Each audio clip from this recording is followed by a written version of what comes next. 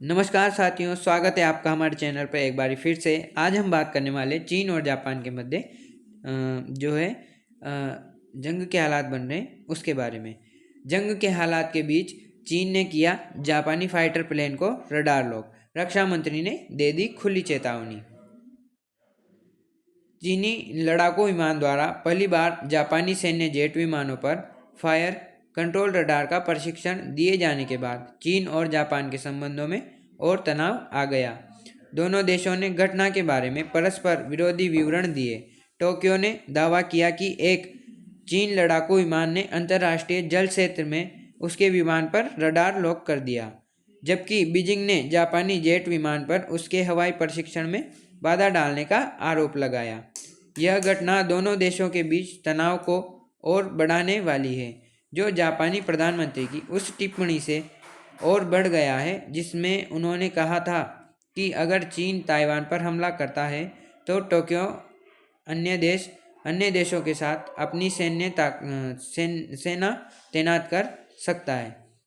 Japan चीन के मुख्य कारण। ताइवान का मुद्दा।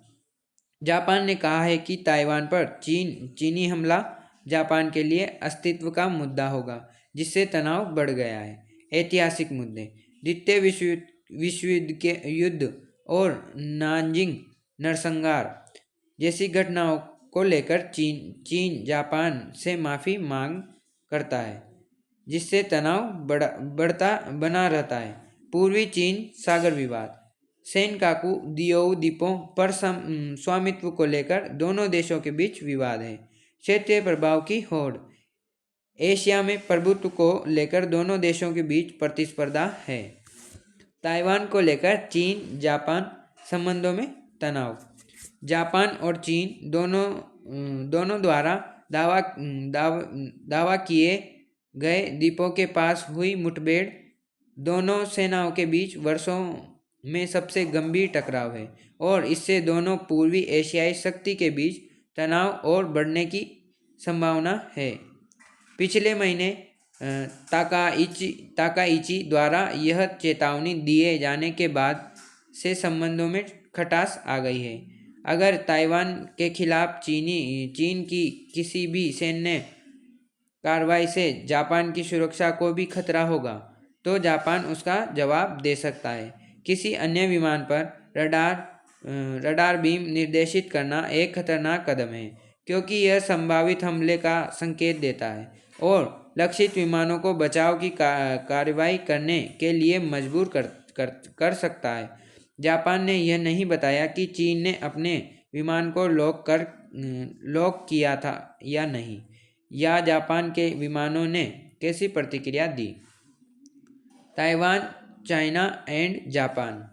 ताइवान को लेकर चीन जापान तनाव के साथ बीजिंग ने अपने नागरिकों को जापान की यात्रा न करने की सलाह दी है और जापान द्वारा क्षतिग्रस्त फुकुशिमा परमाणु संयंत्र से उपचारित जल छोड़े जाने के बाद निलंबित किए गए समुद्री खाद्य आयात को फिर से शुरू करने की योजना को भी स्थगित कर दिया है। चीन लोकतांत्रिक रूप से शासित ताइवान पर दावा करता है और उसने इस द्वीप के खिलाफ सैन्य और राजनीतिक दबाव बढ़ा दिया है, जिसकी सरकार बीजिंग के क्षेत्रीय दावों को खारिज करती है। ताइवान जापान के सबसे पश्चिमी द्वीप योनागुनी से केवल 110 किमी 70 मील दूर है। जापान ओकिनावा में युद्धपोतों, विमानों और हजारों अमेरिकी मरीन सहित अमेरिकी सैन्य शक्ति का सबसे बड़ा विदेशी संकेंद्रण रखता है। ट्रंप चुप। चीन ने सैन्य गतिविधियां बढ़ाई। जापान ने अमेरिका की राजदूत जॉर्ज ग्लास ने राजनीतिक विवाद शुरू होने के बाद से कई सोशल मीडिया पोस्टों में जापान के प्रति सार्वजनिक रूप से समर्थन व्यक्त किया है, लेकिन राष्ट्रपति डोनाल्ड ट्रंप और अन्य वरिष्ठ अमेरिकी अधिकारी चुप रहे हैं। ट्रंप प्रशासन ने शुक्रवार को एक रणनीतिक दस्तावेज में कहा कि उसका उद्देश्य अमेरिका और सहयोगियों की सैन्य शक्ति का निर्माण करके ताइवान और दक्षिणी चीन सागर पर चीन के साथ संघर्ष को रोकना है। ट्रंप, जो अगले साल व्यापार वार्ता के लिए बीजिंग जाने की योजना बना रहे हैं, ने पिछले महीने ताकाइची को फ़ोन किया और उनसे विवाद को न बढ़ाने को आग्रह किया। मामले की जानकारी रखने वाले लोगों ने रॉयटर्स को बताया। जापान ने कहा कि दोनों घटनाओं में शामिल चीनी J-15 जेट विमानों को चीन के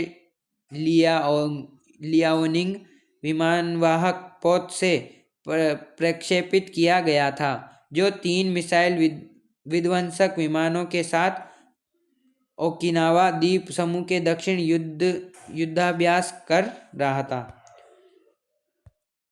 जापान ने कहा कि उसने चीनी विमानवाहक पोत से उड़ान संचालक के जवाब में F-15 लड़ाकू विमान को तैनात किया था। 2013 में जापान ने कहा था कि एक चीनी युद्धपोत ने पूर्वी चीन सागर में उसके एक विध्वंसक पर लगे रडार को लॉक कर दिया था।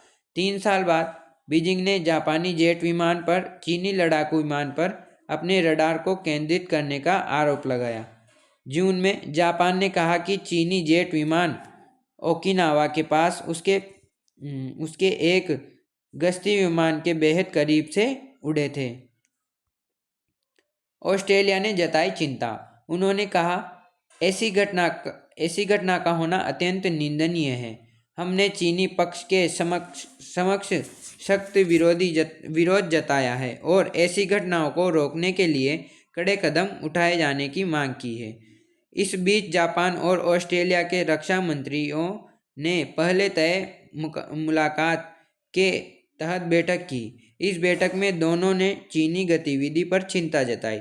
ऑस्ट्रेलिया के डिफेंस मिनिस्टर रिचर्ड मोलेस ने कोइजुमी के साथ बातचीत के बाद रविवार को एक संयुक्त प्रेस कॉन्फ्रेंस में कहा, हम पिछले 24 घंटे में चीन की हरकतों से बहुत परेशान हैं। हमें उम्मीद है कि ये बातचीत सुरक्षित और प्रोफेशनल होगी।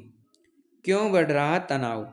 विशेषज्ञ मानते हैं कि यह सिर्फ दोनों देशों के बीच सैन्य तनाव नहीं है, बल्कि पूरा एशिया पैसिफिक क्षेत्र प्रभावित हो सकता है।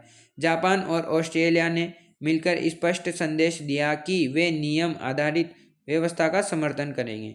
वहीं चीन अपनी सैन्य गतिविधियों और सुरक्षा अधिकारों को लेकर कड़ा रुख अपनाया है। इस तरह की घटना जापान चीन की रणनीतिक प्रतिस्पर्धा को बढ़ाती है और क्षेत्र में सैन्य संतुलन और सतर्कता को मजबूत करती है। चीन जापान के बीच का तनाव सिर्फ 2 देशों का मामला नहीं है, बल्कि पूरे इंडो पैसिफिक क्षेत्र की सुरक्षा, अर्थव्यवस्था और स्थिरता के लिए एक बड़ी चुनौती बन गया है, जिससे सभी प्रमुख शक्तियों की प्रतिक्रियाएं तेज हो गई है। मुख्य प्रभाव: सैन्यीकरण और अस्थिरता। चीन की बढ़ती सैन्य शक्ति, प्राक्रमण गतिविधियां जैसे सेनकाकू दियाओ द्वीपों के पास जापान को अपनी रक्षा बजट बढ़ाने और अमेरिका के साथ गठबंधन मजबूत करने के लिए प्रेरित कर रही है, जिससे क्षेत्र में हथियारों की होड़ बढ़ रही है। आर्थिक झटके: चीन के प्रतिबंध जैसे जापानी मुद्रा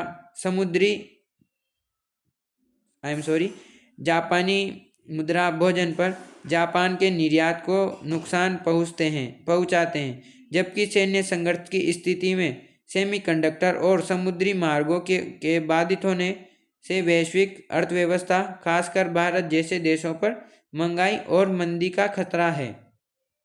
शक्ति संतुलन में बदलाव: लोवी इंटरव्यू की रिपोर्ट के अनुसार चीन तेजी से अमेरिका और जापान की सैन्य शक्ति के भी करीब आ रहा है, जिससे इंडो पैसिफिक में शक्ति संतुलन बदल रहा है, जिस पर भारत, ताइवान और पाकिस्तान जैसे देशों की सुरक्षा निर्भर करती है। क्षेत्रीय ताइवान पर चीन का बढ़ता दबाव और जापान की प्रतिक्रिया, साथ ही दक्षिण चीन सागर में चीन की गतिविधियां इसे पूरे क्षेत्र को अस्थिर कर रही है और किसी भी बड़े संघर्ष की आकांक्षा को बढ़ा रही है। गठबंधन और प्रतिक्रिया: अमेरिका, जापान और भारत जैसे देश चीन के बढ़ते प्रभाव का मुकाबला करने के लिए क्वेड जैसे मंचों के माध्यम से सहयोग बढ़ा रहे हैं, जिससे इंडो पैसिफिक एक महत्वपूर्ण भू राजनीतिक केंद्र बन गया है। भारत पर प्रभाव। रणनीतिक सहयोग में वृद्धि। चीन की चुनौती का सामना करने के लिए जापान और भारत के बीच रक्षा और रणनीतिक साझेदारी मजबूत होती है। जापान ने भारत के साथ हिंद प्रशांत क्षेत्र में सहयोग बढ़ाने पर जोर दिया है। क्वाड का सशक्तिकरण। चीन की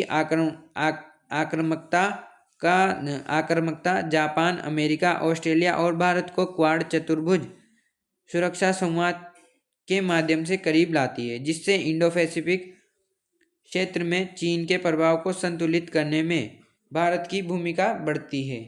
क्षेत्रीय अस्थिरता।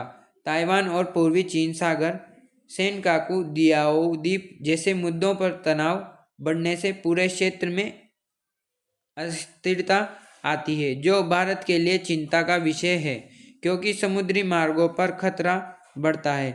आर्थिक और व्यापारिक प्रभाव। तनाव बढ़ने से क्षेत्रीय व्यापार और आपूर्ति श्रृंखलाएं प्रभावित हो सकती है। हालांकि भारत चीन के साथ अपने सीमा विवादों के कारण पहले से ही सतर्क है। जापान से भारत को निवेश और तकनीकी सहयोग मिल सकता है। रक्षा बजट। जापान अपनी रक्षा क्षमता बढ़ा रहा है, जैसे चीन को एक बड़ी रणनीतिक चुनौती बताना, जिससे भारत भी अपनी रक्षा तैयारियों पर ध्यान देने को प्रेरित होता है। जापान चीन तनाव का भारत पर सीधा असर यह है कि इससे हिंद प्रशांत क्षेत्र में भू राजनीतिक अस्थिरता बढ़ती है, जिससे भारत की सुरक्षा चिंताएं बढ़ती है और उसे अमेरिका व अन्य सहयोगियों के साथ अपने रक्षा सहयोग को मजबूत करने का अवसर मिलता है, खासकर क्वाड जैसे मंचों पर, क्योंकि चीन की बढ़ती आक्रामकता के कारण जापान, भारत और अन्य देश एक साथ आते हैं, जिससे भारत को रणनीतिक लाभ मिलता है, लेकिन आर्थिक और समुद्री मार्गों पर जोखिम भी बढ़ता है। सेमीकंडक्टर में ताइवान की प्रमुख भूमिका। ताइवान पर संकट को रोकना और सैन्य बढ़त बनाए रखना प्राथमिकता है। ताइवान को लेकर भाषा पिछली रणनीति की तुलना में काफ़ी मजबूत कही गई है। 2017 में जारी दस्तावेज में ताइवान सिर्फ एक बार और एक ही वाक्य में उल्लेखित था, जबकि इस नई रणनीति में ताइवान का 8 बार 3 पैराग्राफ में उल्लेख किया गया। दस्तावेज में कहा गया है कि ताइवान समुद्री व्यापारिक क्षेत्र में रणनीतिक स्थिरता रखता है और सेमीकंडक्टर निर्माण में भी प्रमुख भूमिका में है। इस कारण ताइवान पर फोकस होना स्वाभाविक है। सारांश। तो इससे क्या सारांश निकलता है वो हम इसमें देखेंगे। चीन का कहना है कि जापान विमान चीन अभ्यास में बाधा डाल रहे थे। वर्षों में सबसे गंभीर चीन जापान सैन्य टकराव। रडार रोशनी को एक खतरनाक कृत्य माना गया। ऑस्ट्रेलियाई मंत्री चीन की कार्रवाई को लेकर बेहद चिंतित। जापान के प्रधानमंत्री की ताइवान संबंधी टिप्पणियों से चीन जापान संबंधों में खटास।